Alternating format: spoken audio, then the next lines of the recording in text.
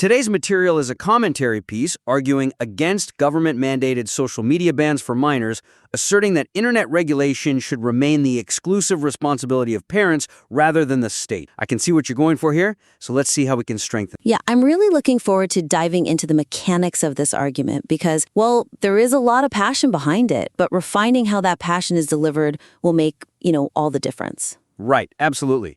So let's look closely at the structure and flow first.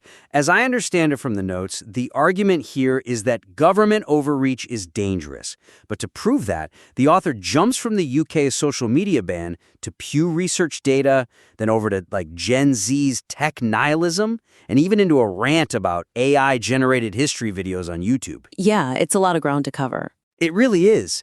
I mean, it feels a bit like trying to put out a fire with a sprinkler system that hits the whole house instead of just the kitchen. Are all these examples actually serving the main point? Streamlining the central thesis will prevent the argument from fracturing under the weight of too many disparate technological issues. Right now, the piece just gives the reader total whiplash. Oh, for sure. Yeah. I mean, you can't jump abruptly from analyzing Pew Research on teenage social media bans to complaining about the UK government forcing BBC content onto YouTube, and then pivot again to lazy AI thumbnails. Right, it just completely dilutes the core debate. Exactly. It distracts the audience from the primary debate of parental responsibility versus government overreach, and forces the reader's brain to constantly search for that connective tissue. Which is exhausting for a reader. It is. When they can't find that connection easily, they disengage. So you need to tightly anchor every peripheral tech issue directly back to the core thesis of government overreach and parental control, or just cut the unrelated tangents entirely to maintain razor-sharp focus. Okay, but how do we anchor something as far afield as AI history videos without losing the reader? Well, instead of just a standalone tangent about AI thumbnails and history videos, you frame AI strictly as a tool that resourceful kids will use to bypass government bans, which proves the bans are ineffective anyway. Oh, wow, that ties it right back beautifully. Right?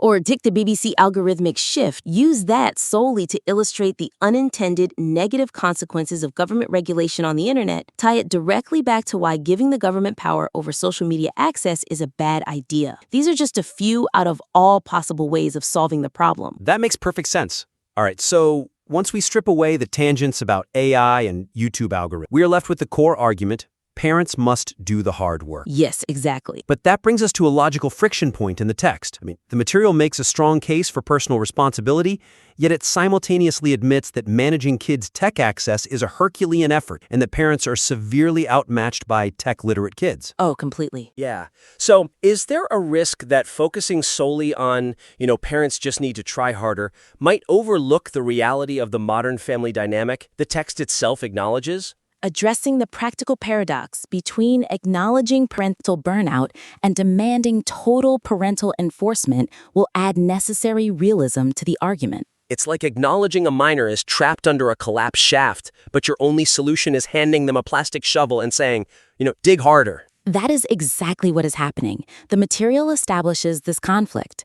Parents should manage internet access, but parents are fundamentally outmatched by the technology and give up. Yeah, which is a very real problem. But then it offers no resolution other than a certain parents should just shut the Wi-Fi off or try harder. Highlighting the parents are failing without offering a realistic bridge to help them succeed leaves a gap in the logic and makes the stance sound slightly hollow. So how do we build that bridge without inviting the government back in? You have to acknowledge the systemic difficulty of modern parenting and propose intermediate, practical solutions that align with the author's anti-government stance without abandoning overwhelmed parents to figure it out entirely alone. What does it actually look like in the text, though? Well, you could suggest that tech companies like Sony or Nintendo should be pressured by consumers to provide simpler, robust, default-on parental controls so the burden of tech literacy isn't solely on the parent. Oh, letting the market handle it instead of the state. I like that. Exactly. Alternatively, propose community-level agreements where parents band together to delay smartphone adoption,